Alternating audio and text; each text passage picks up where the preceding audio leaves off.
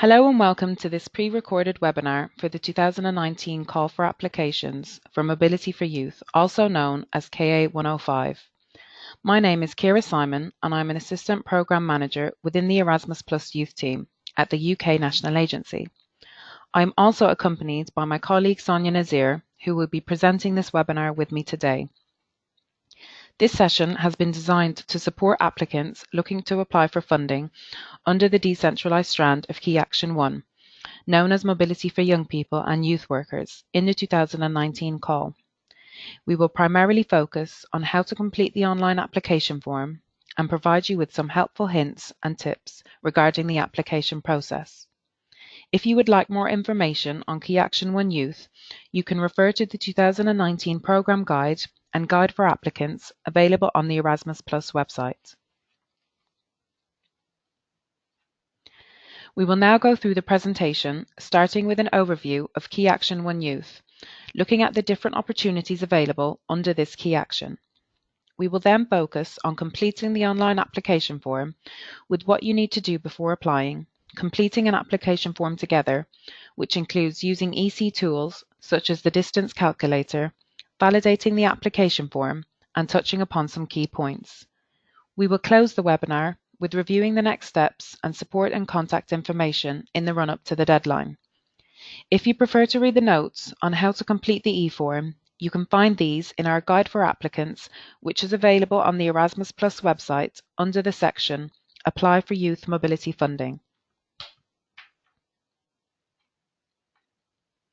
Before we talk about Key Action 1 Youth and what you can do as part of a KA 105 project, it is worth being aware of the wider Erasmus Plus programme objectives and the European policies that the programme and also KA1 Youth aims to address. As Erasmus Plus is a European programme, it is important to link your KA1 project to the overarching European priorities and show the added value of carrying out your project on a European level with other organisations within and neighbouring the EU. When doing so, it is important to keep the general objective of the Erasmus Plus programme in mind, as well as the important features of the programme. The general objectives of Erasmus Plus is to contribute to a number of policies. The objectives are covered in more detail in Part A of the Erasmus Plus programme guide, as well as the following important features of the Erasmus Plus programme, which are the Europe 2020 strategy, including the headline education target, the Strategic Framework for European Cooperation in Education and Training, ET 2020, the Sustainable Development of Partner Countries in the Field of Higher Education, the Renewed Framework for European Cooperation in the Youth Field, 2010 to 2018, the objective of developing the European dimension in sport, in particular grassroots sport, in line with the EU Work Plan for Sports, and the promotion of European values in accordance with Article 2 of the Treaty on the European Union, which includes human dignity, freedom, democracy and equality. The important features of Erasmus Plus are detailed in Part A of the programme guide and include recognition of skills and multilingualism. You should look through them carefully in your own time, as well as the specific objectives for the field youth. Key Action 1 provides opportunities for individuals to improve their skills, enhance their employability, and gain cultural awareness through transnational mobility. Under Key Action 1, organisations can apply for funding to offer structured study, work experience, job shadowing, training, and teaching opportunities to both learners, the young people, and staff, the youth workers.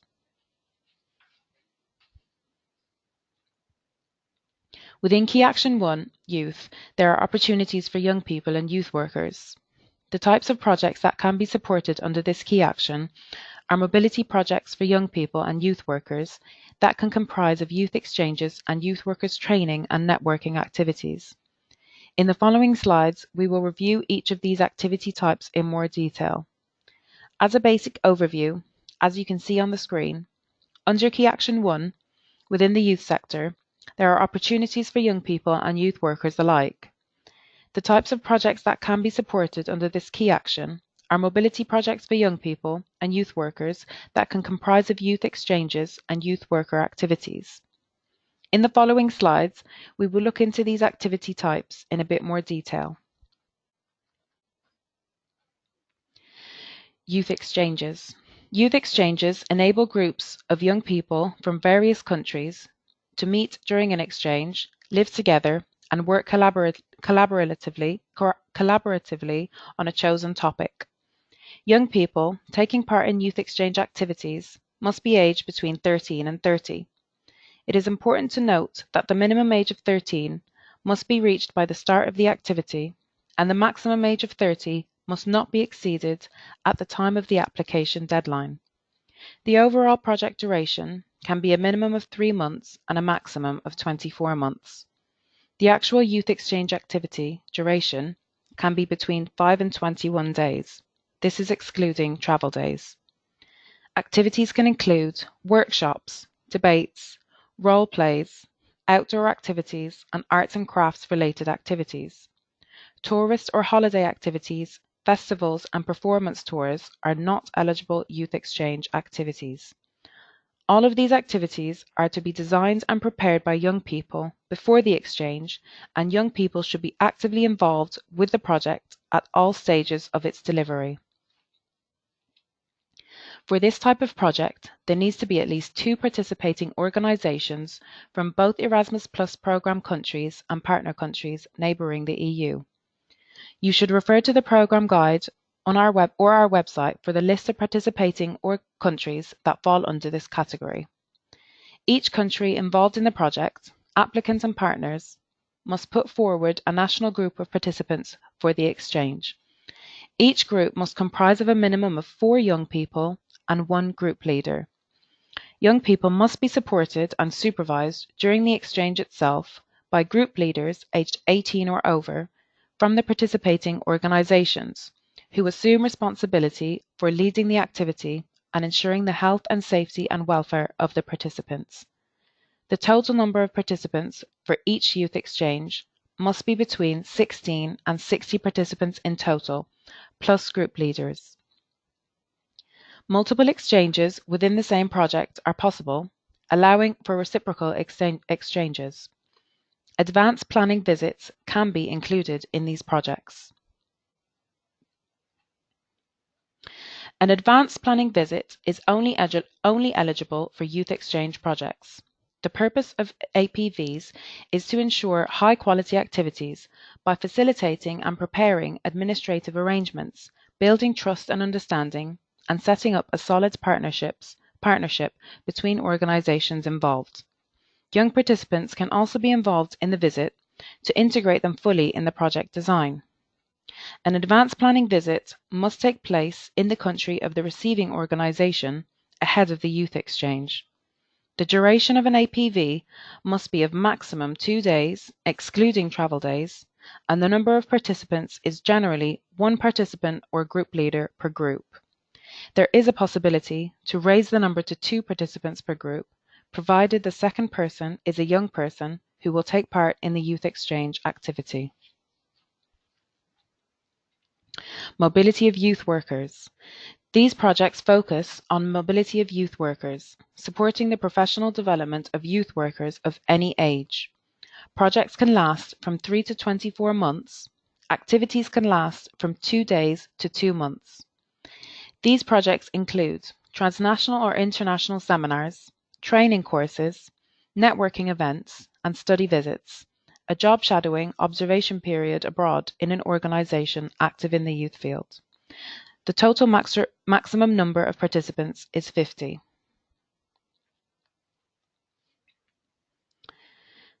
It is worth noting that an expected part of a Key Action 1 youth project is the use of non-formal or informal learning, and that all participants are expected to receive recognition for what they learn during the project. This can be through national recognition systems, such as ASDAN, the Award Scheme Development and Accreditation Network, or through the use of European recognition tools. One of these tools is Youthpass, and all young people and youth workers involved in KA1 mobilities can receive a Youthpass certificate. The Youthpass certificate describes and validates non-formal and informal learning that has taken place within the project's activities. It can be used as a guide during projects to encourage learning.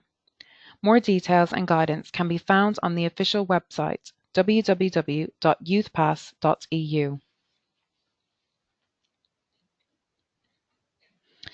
Mobility projects will involve several organisations, which will have to assume some roles and tasks. We have three types of roles: coordinator, sending organisation, and receiving or hosting organisation. The coordinator is the main applicant who will be the one applying for the project and funding on behalf of all the partner organisations. Organisations must be based and registered in the UK to be able to apply, or in the case of informal groups, members must be resident in the UK. The coordinator of the project must also act as sending or receiving organisation in the project activities. The sending organisation will be in charge of sending young people or youth workers abroad. This includes organising the necessary practical arrangements and pre-departure preparation of participants. The receiving organisation, sometimes referred to as the hosting organisation, will be in charge of hosting the actual activity and developing the programme of activities for participants in cooperation with the other participating organisations. Both the sending and receiving organisations are responsible for providing support to the participants throughout the lifetime of the project during all its phases. All organisations should determine and agree upon roles and responsibilities from the outset of the project. Signing partnership agreements beforehand is highly recommended.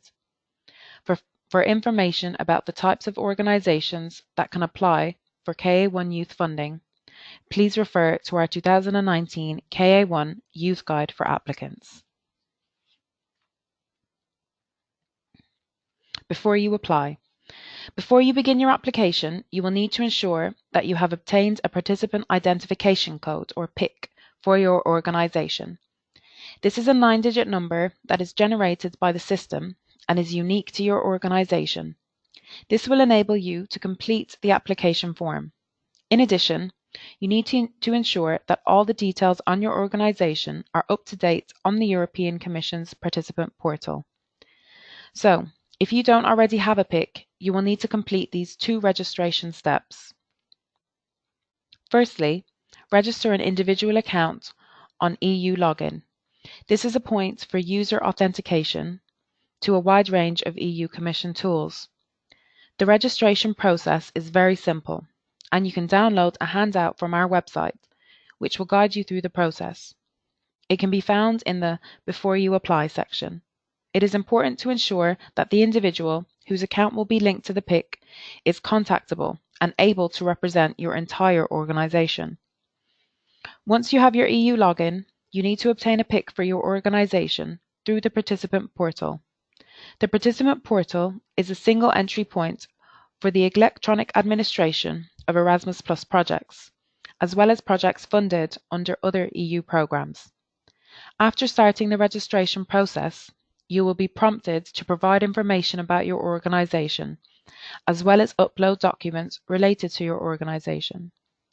These documents are needed to provide the legal status and financial capacity of your organisation, and it is essential that the information on these documents matches the information you've inputted on the portal.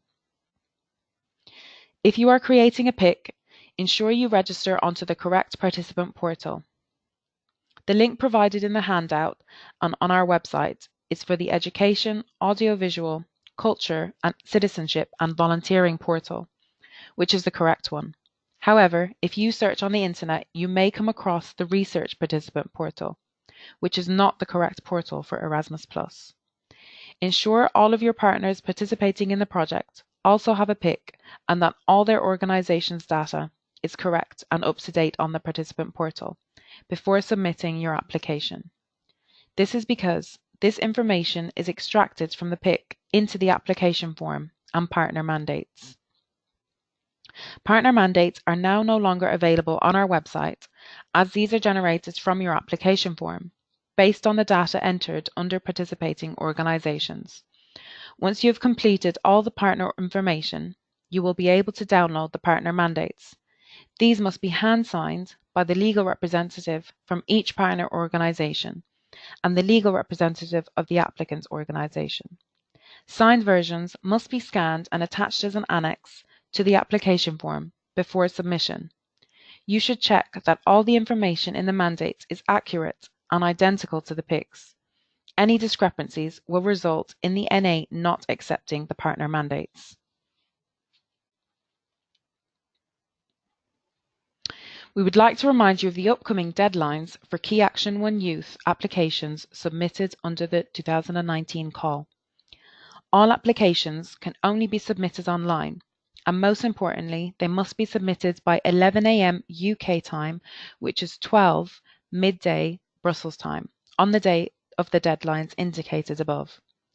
You will need to apply using the online web-based application form. This application has to be completed in your web browser using the Erasmus Plus Forums website, which you log into using your EU login account. For further details about how to access and complete this application form, you should refer to our KA105 guide for applicants and also our KA1 Youth pre-recorded webinar, both of which provide step-by-step information about filling in the application form. You can find links to the application forms on our website under the section Apply for Youth Mobility Funding. Ensure you begin working on your application as soon as possible. Our team is extremely busy in the run-up to this deadline, and while we do our best to support all applicants, this may not be possible if you submit questions right before the deadline. We would strongly urge organisations to submit their applications at their earliest opportunity. There is an alternative submissions procedure in place should you encounter any technical issues which prevent you from submitting your application.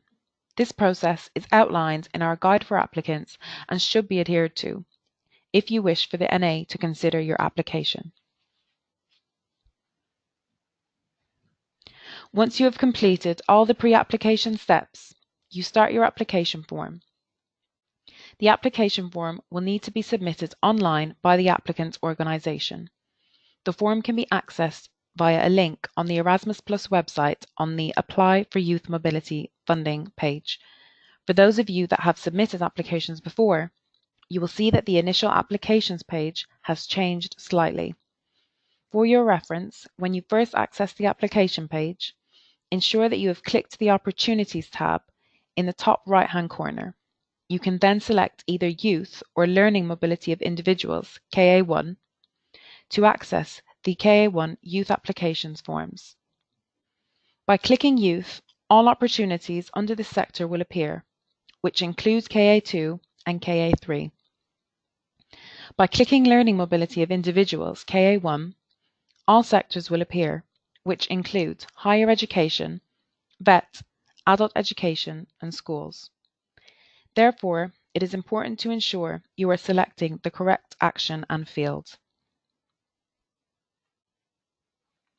Before you begin, ensure you have the correct KA1 application form open by checking the details in the top right-hand corner, as illustrated on this slide. It should state 2019 as the call year, KA105 for youth mobility as the action type, and the relevant deadline. We will now go into the actual application form and run through this with you.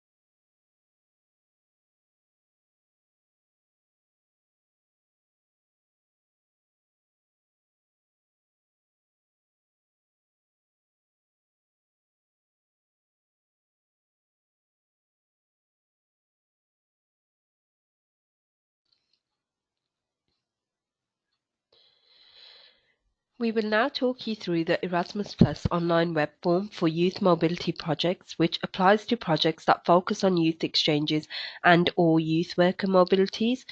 The form has been successfully tested on the following browsers: Internet Explorer, Firefox, and Chrome. We recommend, where possible, you use a PC to complete the form. You will still need Adobe Reader to download the Declaration of Honor and your partner mandate forms.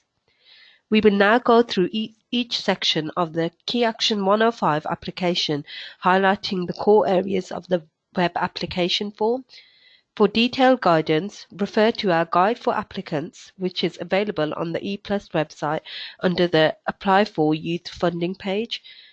Here you will find the link to the application form for Key A105. It is important you consult the most up-to-date versions of the guidance documents available. These include the 2019 Programme Guide, the 2019 Guide for Applicants created by the National Agency, and most importantly, selecting the correct 2019 application form for KA105. Logging in and home page.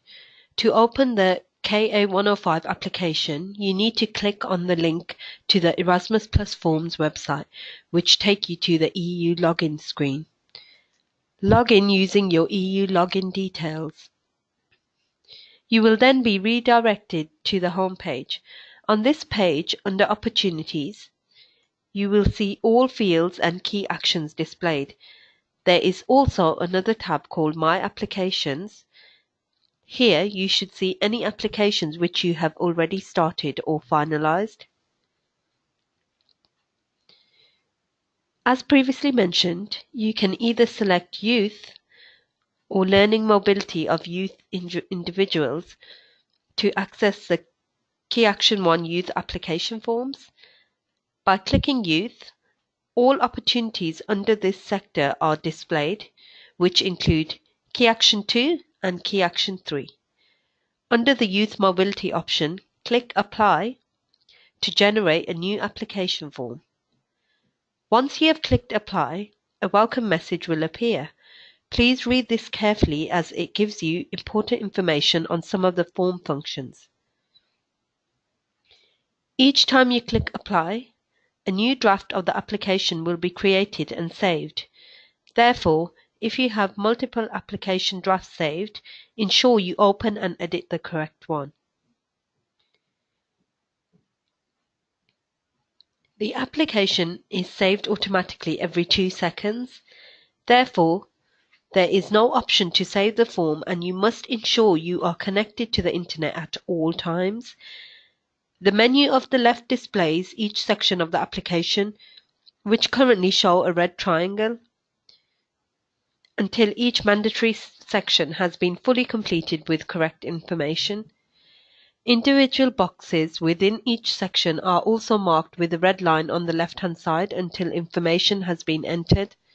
Applications cannot be submitted until all sections have been marked green with a tick. Context. Moving on to the application, the first section of the e-form is Context. Here you will need to enter your project details, which include project title, project acronym if applicable, start date, project duration, and so forth. Some key points to note. You will need to select the activity type, which will tailor the questions within the application form.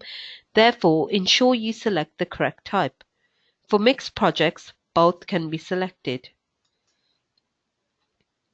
The start dates must be between 1st May 2019 and 30th September 2019 and can be entered manually or selected using the calendar. Ensure you will use the right date format within hyphens if you enter it manually. The project duration should be between 3 and 24 months and is selected using the drop-down menu. The project end date will automatically populate. The national agency selected must always be UK/R1, United Kingdom. The language selected must be English.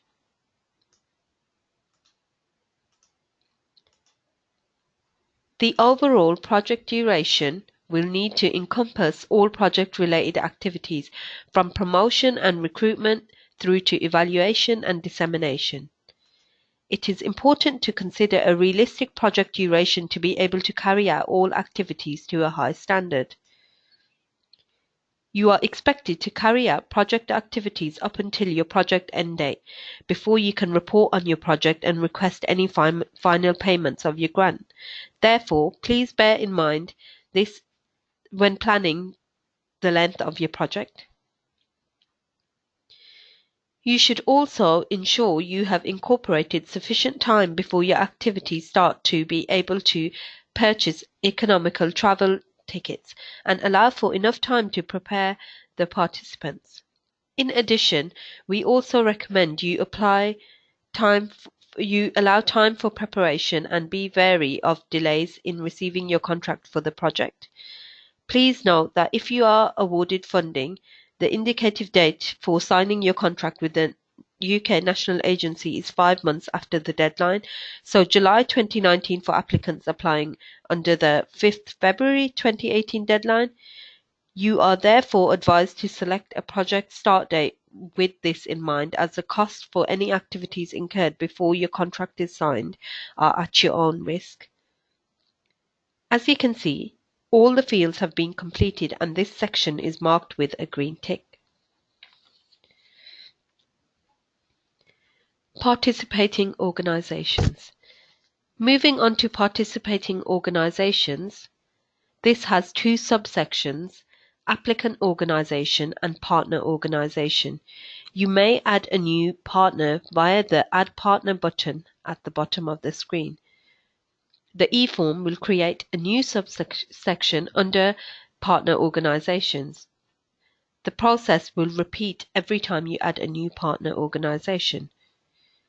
To enter the details of your organization and partner, enter the PIC number in the corresponding box. This will automatically populate organization's legal name from the participant portal. You can view organization details by selecting the name or clicking the menu button on the right-hand side of the row. Organization details allows you to view details and refresh organization should be used if any changes are made to the participant portal. You will notice there are a number of boxes grayed out. This information is populated from the participant portal and cannot be amended here. If any of this information is incorrect, ensure you update the participant portal. There are some sections that you are required to complete, which include profile, associated persons, and background and experience. Please note, if the answer to the question regarding your organization being a public body is yes, organizational support amounts will be reduced by 50%, as highlighted in the 2019 Programme Guide on page 87. The next section is Associated Persons. The details of the legal representative and contact person should be added here by again clicking the menu button on the corresponding row. The sections for both the contact person and legal representative need to be completed in full. It is important that the legal representative's details are consistent through the application form, the declaration of honour, partner mandates, and other supporting documents. If your application is successful, the legal representative will be required to enter your organisation into a legally binding commitment to the project, so you must select someone who is authorised to do so on behalf of your organisation. The menu across the top of the page will allow you to navigate between sections and pages. The contact person will be the first point of contact during the application process, should the application be successful, the contracting and delivery of the project. We strongly recommend that the contact person is different from the legal representative, and if any details change, the UKNA is notified. Now, If you go back using the top menu to the applicant organization section and then scroll down to the associated persons subsection, you can see that you can also add additional associated persons. For example, if you wish to include a second contact person, click the Add Associated Person button. Associated persons can be removed by clicking the menu button and selecting Delete Person. The final subsection covers information on the background and experience of your organization. The information in this section will inform the assessor of your organization's capacity to manage the project and requested grant successfully. You will need to provide an overview of your organization, including your aims and details of the young people you work with. This is followed by the activities and experience of your organization in the areas relevant for this application and key staff involved in the project. Finally, you will be asked to indicate if you have applied or received a grant from any European Union program in the last 12 months preceding this application. If you opt yes, you will be required to provide more information on these grants. Select Add Grant to enter more than one. Once the information on the applicant organizations has been completed, you will need to go back to the participating organizations. All partners must be added to the application as we have already done. Similar to the applicant organization, enter your partner's PIC number to pre-fill the organization details. Open their details and edit. For each partner, you will also have to provide the details of their contact person and legal representative, as well as their background and experience. Use the Add Partner button to upload additional partners as needed. Hints and tips. Here are a few hints and tips to help you with this first section of the application form. A high-quality application will be specific in each section, providing good details on background and experience, and naming the key persons delivering the project and their skills. You should emphasize the previous experience of your organization and your partners in delivering projects and activities and the skills and knowledge developed, linking these to the activities you propose in the application. Explain how the activities fit into other programs or activities you deliver. This will help the assessor understand the needs and expertise your organization has and the potential impact. Be clear on each partner's work and expertise and why they have been selected. Project description. Moving on to project description.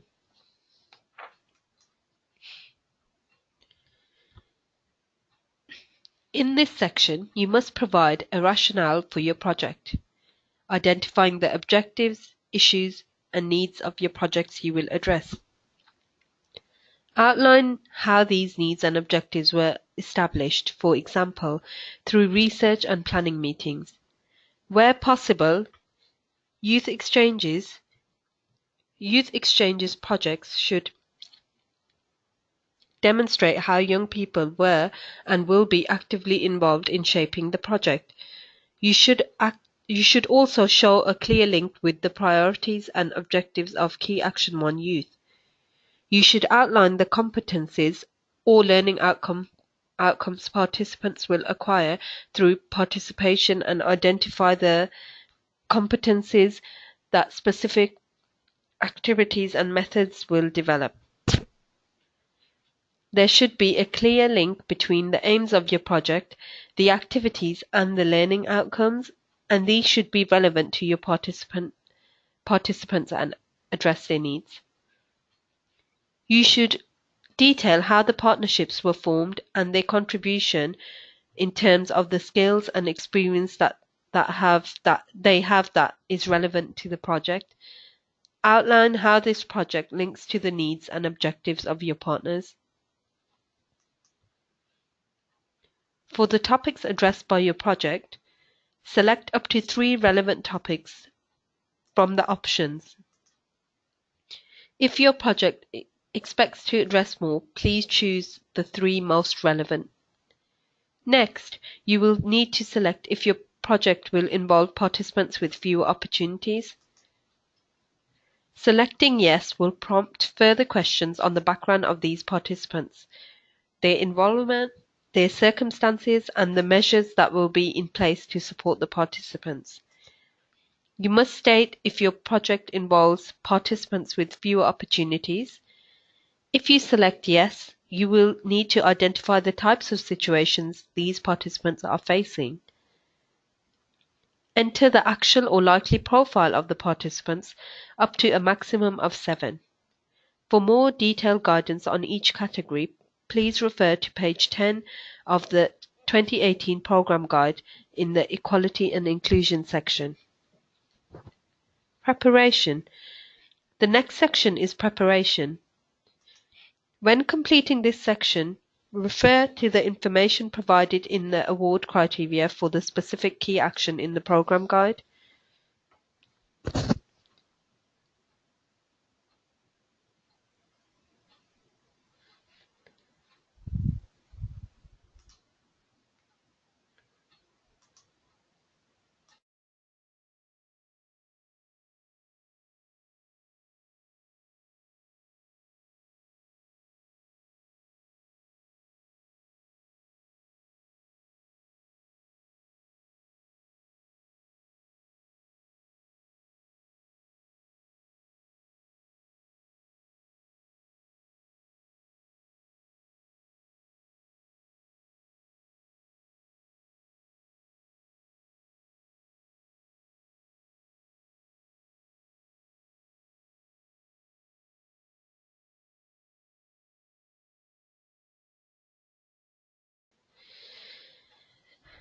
The next section is preparation.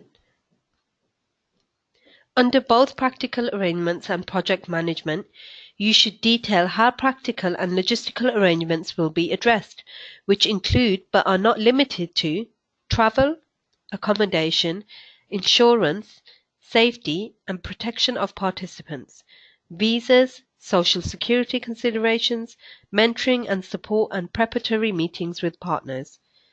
If your project involves minors, which are participants under the age of 18, it is particularly important that you provide information regarding how you will implement safeguarding and child protection procedures.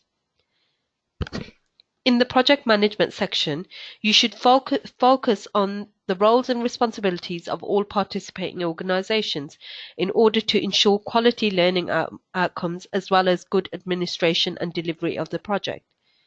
You should also provide information of the partner agreements and learning agreements in place. Preparation of participants should describe the training plan for all participants and group leaders as deemed necessary for the success of the project. This must not only cover task-based training, but also which partner will deliver preparatory activities and when they will take place, information about language and cultural preparation, practical orientation and risk prevention, and describing how the preparations are relevant to the experience. Finally, in the recognition of learning outcomes section, you will need to indicate the instruments and certificates which will be utilized to validate the learning during the activities.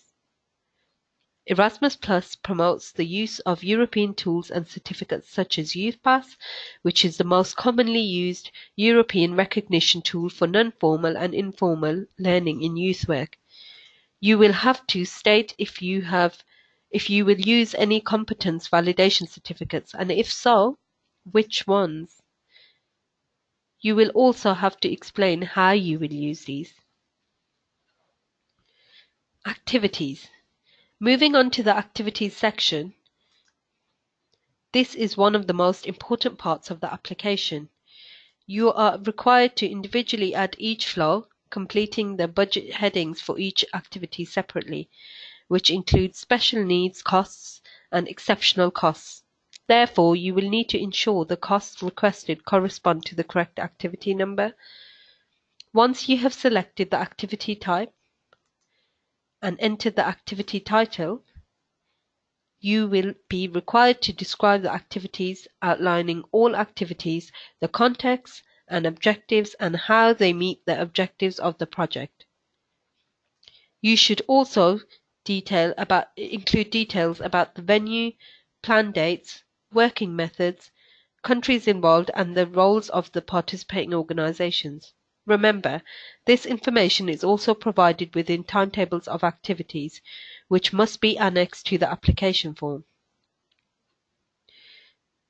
All activities need to demonstrate compliance with the principles and provisions described in the Erasmus Plus programme guide. Annex 1, Mobility Project for Young People and Youth Workers. This includes the use of a variety of informal and non-formal methods to generate learning.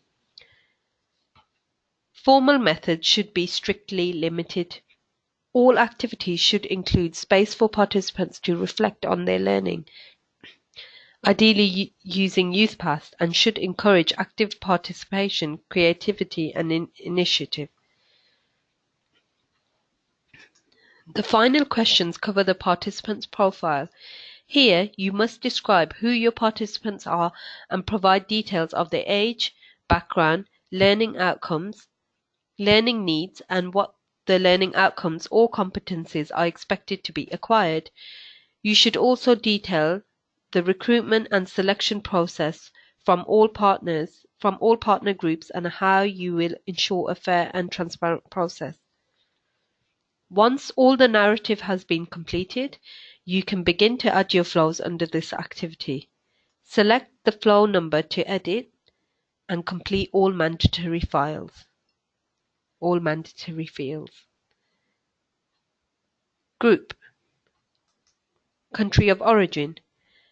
Country of destination will provide options only based on the partners identified. City of venue. Start and end dates should reflect only the activity dates and exclude travel days. As best practice, you should allow at least a month after the earliest project start date, so in case the grant agreement or funding is not received by the project start date, you have sufficient time to plan accordingly. Next, enter the number of participants, which will include all young people, group leaders and accompanying leaders. Ensure the minimum and maximum numbers for each activity type are adhered to. For the total participant numbers, you will identify the number of participants with special needs who will require additional support to aid their participation in the activity, and the number of participants with fewer opportunities. Accompanying persons are defined as someone who accompanies participants with special needs to ensure protection, provide support, and extra assistance. Enter the number of group leaders, trainers, and facilitators. A group leader must be at least 18 years of age, and their role in a youth exchange is to ensure effective learning for all participants. For the distance band, use the European Commission distance calculator to calculate the one-way distance. The distance band selected calculates travel funding for a return journey. Distances should not be rounded up and are checked by the NA. We will demonstrate how to use the distance calculator. As we type in the city, we are presented with a list of options, which we must select for the calculator to acknowledge. We will use the distance given in the application form.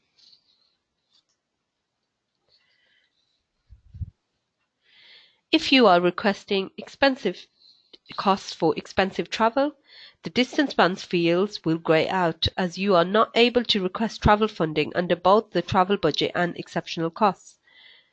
Requests for expensive travel costs must both be justified and supported by a clear breakdown of the expected costs. This will enable the NA to assess the eligibility of the request appropriately. The breakdown must evidence that the relevant travel band for the journey does not cover at least 70% of the estimated costs. Ensure all fields within the budget sections are completed and participant numbers and durations are consistent. Durations should be inclusive of travel days and should match those given in the timetables annexed to your application. At the bottom of the budget section, you can also include any additional costs for special needs and exceptional costs. For both sections, you must enter the number of participants this is required for, a description of the costs, and the amount you are requesting. Once flow details are completed, go back to activity details. Additional flows can be added by clicking Add Flow and removed by clicking the menu button and selecting Deleted Flow. Hints and tips. Any costs requested under special needs and exceptional costs will need to be justified, as these are based on actual costs rather than unit costs. A clear breakdown should be given for all costs and each cost itemized separately. You should ensure special needs and exceptional costs are requested against the correct activity. For example, if you are applying for accommodation costs for an advanced planning visit and visas for the youth exchange participants, do not put these both under the APV activity budget, as the youth exchange visas will be deemed ineligible under the APV. Ensure participant numbers are correct and consistent throughout the entire activity section. Each activity must be added separately. We cannot fund activities if they are listed in the application form. If they are not listed in the application form, you should also ensure that the activities listed are consistent with the information given within the narrative of the application form. After all activity and flow information has been completed, check the final total activity budget for accuracy. The national agency is unable to award any additional grant for administrative errors. Please refer to our guide for applicants for further details regarding the costs you can request under special needs costs and exceptional costs. Follow-up. The follow-up section looks at impact, dissemination, and evaluation. For this section, you should list the expected outcomes for participants, resulting from their planned learning and active involvement and participation in the project. This may include knowledge, skills, changes in attitude or behavior, impact on employment status, ability to access further education, well-being, or lifestyle. Consider the most relevant and realistic outcomes. For participating organizations, detail how the activity might generate organizational learning or specific skills for staff. Describe the influence the project may have on future work and how any youth workers involved will use the learning in their daily work and with young people. You should also consider if this project will develop the participating organizations or participants' understanding of an issue, youth work, or train them in any new methodology that can be implemented in their local community. For example, will this raise the profile of an issue or an organization locally, nationally, or internationally? Highlight any activities you plan to involve the wider community in and the benefits to them. Given that dissemination should be considered through the project, you should ensure that dissemination activities are focused, relevant, and well described, and that the target audiences are clearly identified.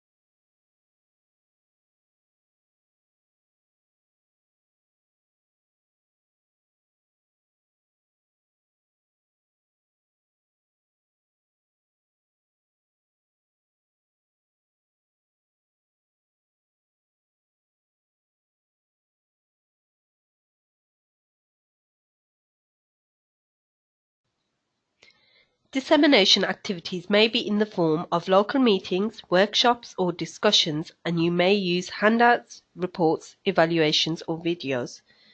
You may also plan to obtain press coverage or invite local councillors or decision makers to dissemination events. The Erasmus Plus marketing team is always keen to hear about interesting case studies, and there is an Erasmus Plus dissemination platform which can be used to share project outcomes called the European Project Results Platform. For youth worker mobility projects, each individual that participates in the project is expected to cascade information across the formal and informal networks upon their return, and that dissemination takes place across all partner organizations. You are also expected to include a final evaluation of the project, in which you will be able to assess whether or to what extent the project has been a success. The evaluation should highlight the learning outcome of all involved. This section should detail how activities will be monitored and through what methods they will be evaluated. We encourage evaluation before and during the activity, in addition to the final evaluation. This helps with establishing baselines and identifying and implementing improvements. Consider involving partners, placement providers, and participants in the evaluation stages. Identify how you will evaluate the activities during the project and participant satisfaction with the placement overall. How will you evaluate the management processes, the longer term evaluation of the project, and how findings will be used? Budget summary. The budget summary provides an overview based on the activities entered. It is important to be aware that if the project is approved, the applicant organisation will receive the grant and will be responsible for distributing it amongst the partners to ensure the effective delivery of the project. Remember, the Erasmus Plus grant is regarded as a contribution to your project costs and may not cover the total cost of your project. The UK National Agency cannot award any funding over the amount requested, so please ensure that you check your budget thoroughly before submitting your application. The budget categories for a Key Action 1 youth project include the following: travel, which is a contribution towards the costs of each participant's return journey from their place of origin to the location of their mobility activity. Travel is calculated on a unit cost basis and is based on the travel distance according to the distance calculator. Organizational support is calculated on a unit cost basis and is a contribution towards costs directly linked to the implementation of mobility activities. It includes subsistence for participants. The funds are expected to include preparation, monitoring and support, and validation of learning outcomes. Special needs support is only applicable if you plan to involve participants with special needs or a disability, which will result in additional costs.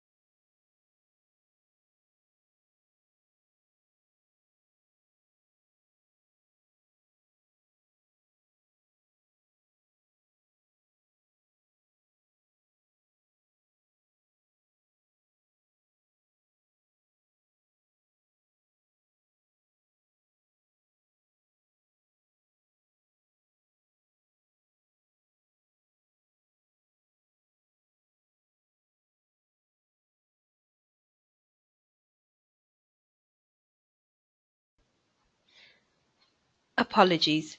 Going back to organizational support, it is calculated on a unit cost basis and is a contribution towards costs directly linked to the implementation of mobility activities. It excludes subsistence for participants. The funds are expected to include preparation, monitoring, and support and validation of learning outcomes.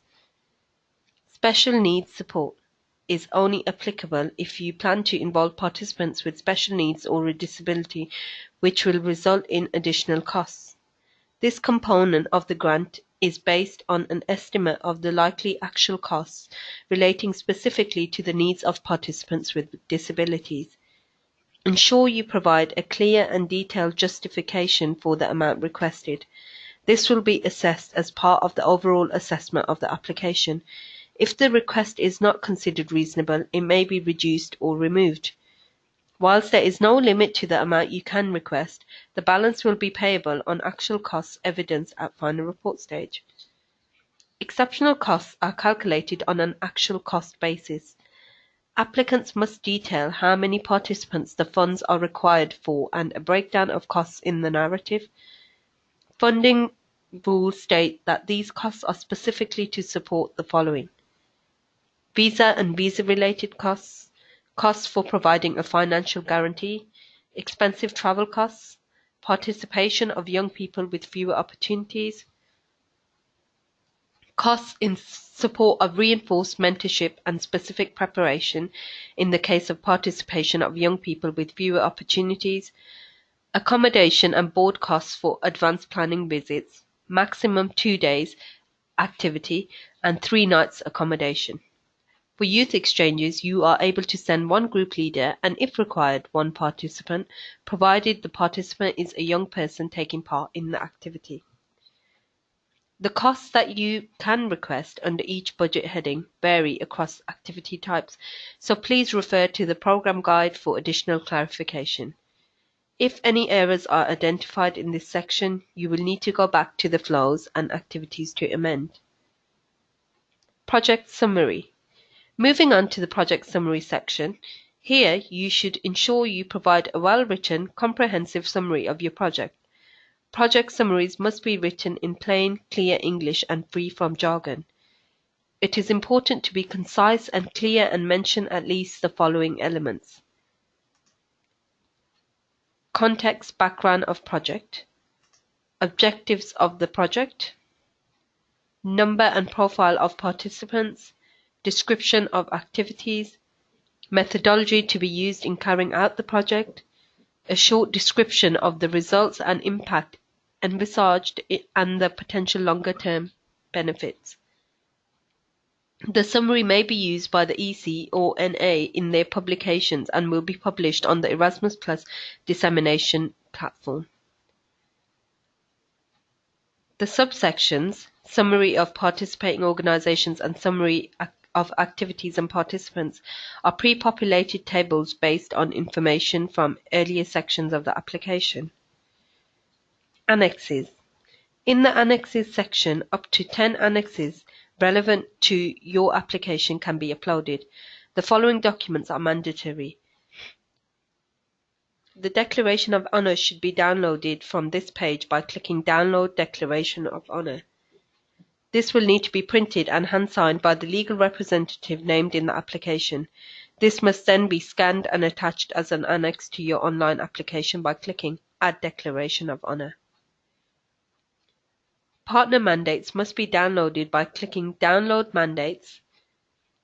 These must be hand-signed by the legal representative from each partner organization and the legal representative of the applicant organization. Signed versions must be scanned and attached as an annex to the application form by clicking Add Mandates. You must also attach a timetable of project activities to the application form. The Youth Activity Timetable template for youth applications can be downloaded from the application form or from the Erasmus Plus website. Click Add Timetable to upload. All other documents are optional and should support your application. Click Add File to upload each document. Please note that only PDF, Doc, DocX, XLS, JPG, text, ODT, and ODS files can be submitted electronically. No other files will be accepted.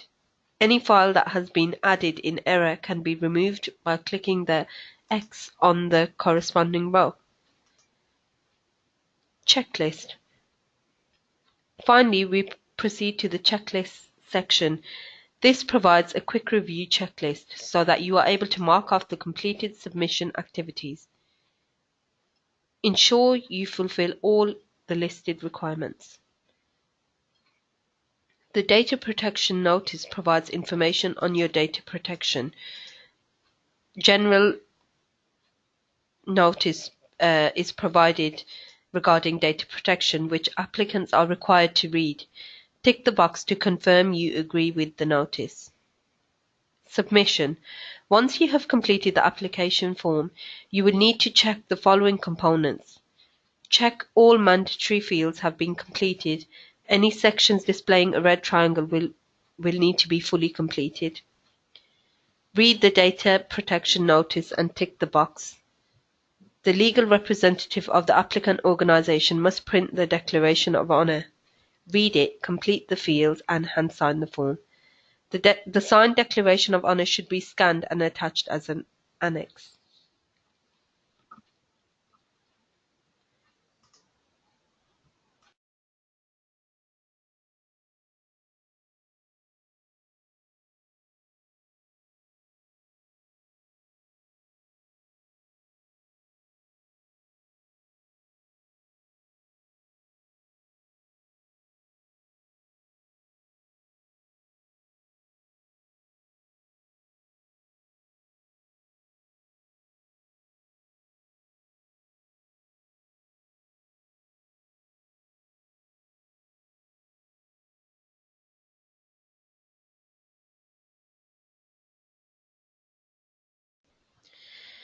General hints and tips. So finally, here are some more general hints and tips to help you complete your application form. Read all our guidance and ensure that you are aware of the eligibility criteria for your type of project and the award criteria it will be assessed against. We encourage you to submit your application as early as possible. The deadline mentioned in the application form is Brussels time, so please note that the form needs to be submitted online by 11 a.m. UK time on the deadline day. We advise you leave plenty of time in completing your application and submitting it online before the deadline in case of any unexpected technical difficulties. Ensure you are connected to the internet at all times while completing the application. Download the completed PDF version for your own records using the PDF button. Applicants have the option to share applications permitting the other user to read and/or edit the application. When you are ready, press the Submit button. If the submission is successful, the submission summary should update with the submission ID. We advise you to save a final copy to evidence successful submission in case of any queries. If there are any technical issues preventing the form from being submitted and you are unable to submit the application, you should follow the alternative submission procedure outlined in the Guide for Applicants. This requires you to take a screenshot of the submission summary page demonstrating the e-form could not be submitted online and emailing this along with your application and annexes to the UK National Agency within 2 hours of the official deadline, which would be 1 p.m. UK time. Lastly, please be advised that applicants cannot make any changes to their grant application after the submission deadline.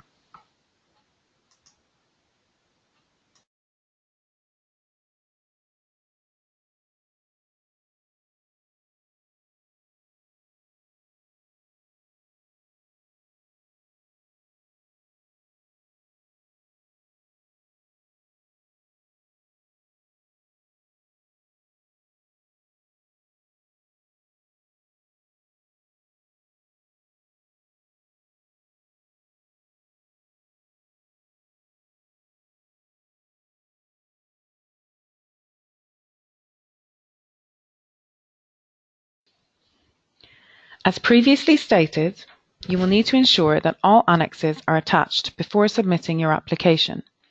The most important annexes, which are mandatory requirements, include the Declaration of Honour, which needs to be printed, completed in full, and hand-signed by the legal representative named within the application for your organisation. We often see the date and place of signature missing, so ensure all details are completed. As you have seen during the walkthrough, this can be downloaded at the end of the e-form. This is the most important annex, as without this, we are not able to progress the application to assessment. This document is a PDF, so ensure you have the most up-to-date version of Adobe so that you are able to download this. Timetable of activities, in which you will provide a time frame and description of the planned activities. A separate timetable must be provided for each activity within the project. For example, if you have multiple youth exchanges or youth worker mobilities, or if you are also including an advanced planning visit. All timetables can be saved in one document, but you should use additional tabs for additional activities. There is a specific timetable template which must be used. This can be downloaded from the Erasmus Plus website on the Apply for Youth Mobility Funding page. Partner mandates need to be submitted for each partner. Partner mandates are now no longer available on our website, as these are generated from your application form data. Once you have completed all partner information in the application form, you will be able to download the partner mandates, which should be pre-populated. These need to be hand-signed by each partner and the applicant and then scanned and uploaded to the application form before submission. We recommend that, where possible, you scan the same type of documents together into a single file. For example, all partner mandates to be scanned together rather than individually. You need to check that the annexes don't exceed the maximum 10 MB size and are saved as file formats accepted by the e-form, which are listed in our guides for applicants. If you continue to experience problems with attaching annexes after having checked these aspects, you can email them to erasmusplus@ecoris.com before the deadline, clearly stating which application form they relate to, by providing the application hash codes and also telling us your organisation's details and project name. However, please only do this as an exception and ensure you have followed all the available guidance first. You will need to ensure that you are connected to the internet in order to complete the application form, as it is web-based. If you experience technical problems which you are unable to resolve, we have an alternative submission procedure in place. This process is outlined in our guide for applicants and should be adhered to if you wish for the NA to consider your application. Please note, we are only able to accept technical issues. We have created an application checklist, which is included in our KA1 Youth Guide for Applicants, to help you check that all required steps have been completed in preparing and submitting your application.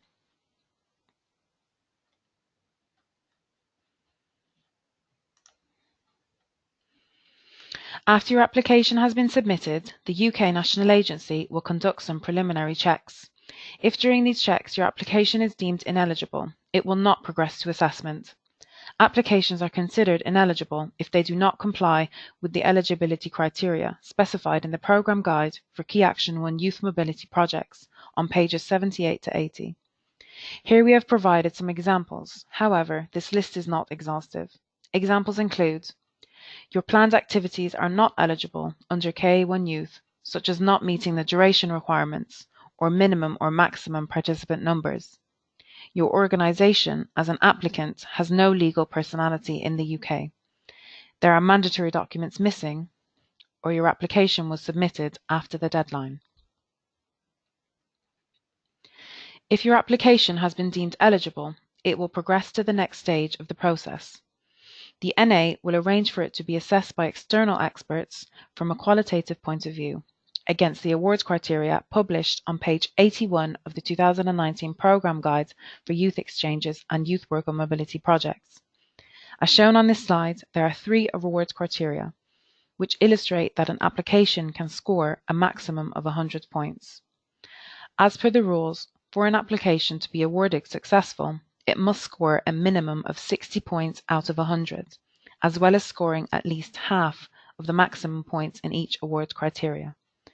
When reviewing the award criteria within the program guide, you will notice that each criterion has subpoints, which must be taken into consideration when writing and preparing your application. As part of the assessment process, the National Agency will also conduct a thorough assessment of the requested budget to ensure it is in line with the funding rules set out in Part B of the Programme Guide.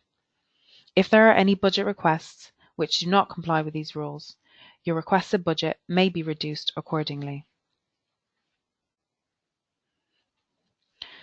During the qualitative assessment process, applications will also undergo further assessments associated with budgets and other relevant areas, which we will briefly outline.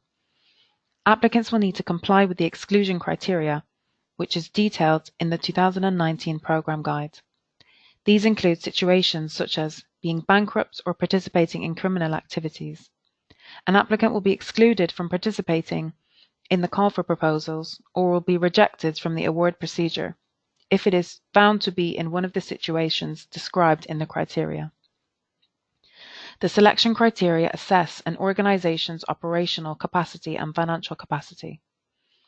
In terms of operational capacity, applicants need to demonstrate they have the capacity to successfully deliver Erasmus Plus projects and administer them in accordance with the grant agreement and the 2019 Programme Guide.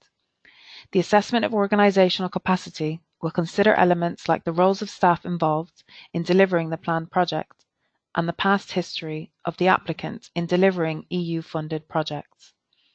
An outcome of this analysis may be that the national agency may limit the number of live projects an organisation manages at any one time if it doesn't evidence sufficient organisational capacity to successfully deliver them. In terms of financial capacity, as you know, Erasmus Plus projects are co-funded and grants may not cover all costs. In addition, projects must be delivered and reported using only a pre-financing payment. Therefore, applicants must have stable and sufficient sources of funding to complete the project. Note, however, that the national agency doesn't complete a financial capacity check on public bodies and international organisations, or where the grant does not exceed €60,000. Finally, when planning your project, remember that each project financed by the EU is entitled to receive just the one grant from the EU budget. In cases where organisations are also receiving funding from other sources to deliver similar activities, it is the responsibility of the applicant to ensure they remain compliant with the relevant funding rules, including those in relation to double funding, which are detailed in Part C of the Programme Guide. The national agency will be validating your organisation and also checking the validation of your partner organisations. This is a separate process to the assessment of your application.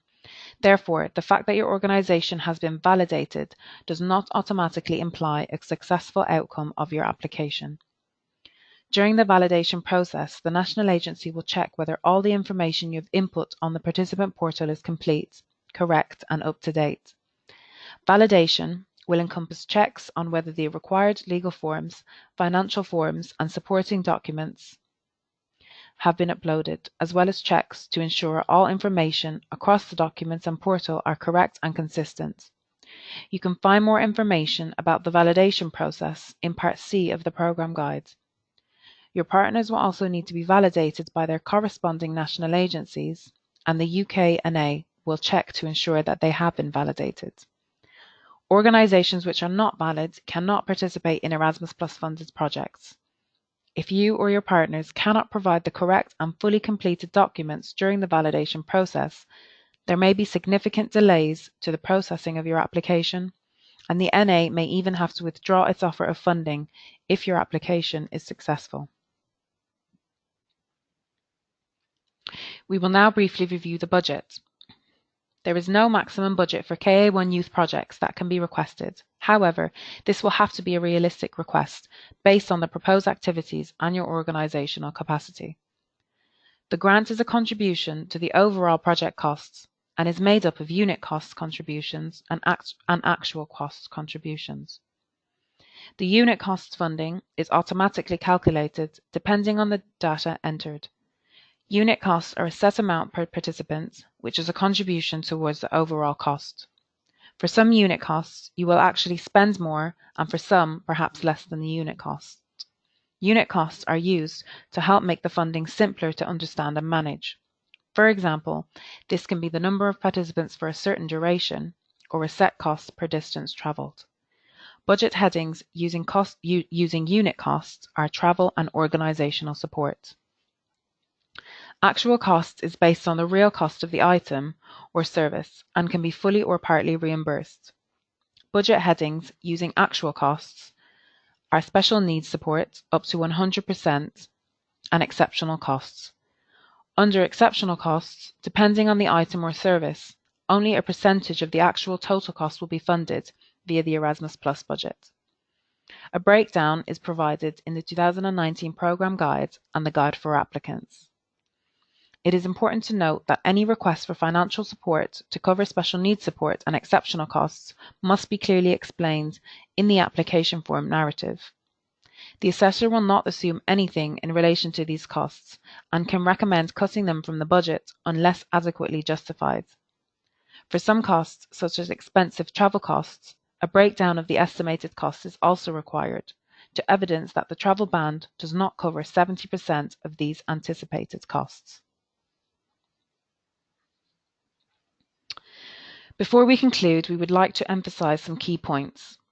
Before and while you complete your application, refer to the documents at your disposal. This includes the 2019 Programme Guide, the NA's Guide for Applicants, and any other guidance documents available on our website, including this webinar. If you have previously applied, review the feedback from the NA, as this will include key areas of improvement, which will enhance your chances of submitting a good quality application. Ensure the correct options are selected within the application form, so that important questions aren't deleted and the budget requested is accurate. Double check that the budget requested is accurately calculated and justifications have been provided, where required. The requested grant cannot be increased after the submission of the application form, and, therefore, no further funds can be awarded for any clerical errors. Provide relevant and detailed answers to the questions in the application, but remember that there is a character limit on some of the sections. Ask someone to proofread your application and annexes, and perhaps ask against the published award criteria. Leave sufficient time for completing and submitting your application before the deadline. To conclude, I would like to remind you of the support available in the run-up to the upcoming deadlines under the 2019 call year, specifically for Key Action 1 Youth. A detailed guide for applicants on how to fill out and submit the application form is available. Please make sure you check the correct one, as these guides are tailored to each key action type we manage. If you haven't done so already, please sign up to our newsletter, as this provides all the most up-to-date information about the call and the Erasmus Plus programme. Our website provides important information and key documents to support you with completing your application. If you have any questions or need some guidance, you can always contact the Erasmus Plus helpline. In addition, the National Agency will also be offering opportunities to newcomers and organisations that have never had a successful Erasmus Plus project to submit a project outline form. Applicants can submit these forms to the National Agency for an opportunity to discuss their project proposal with a member of the youth team over the phone.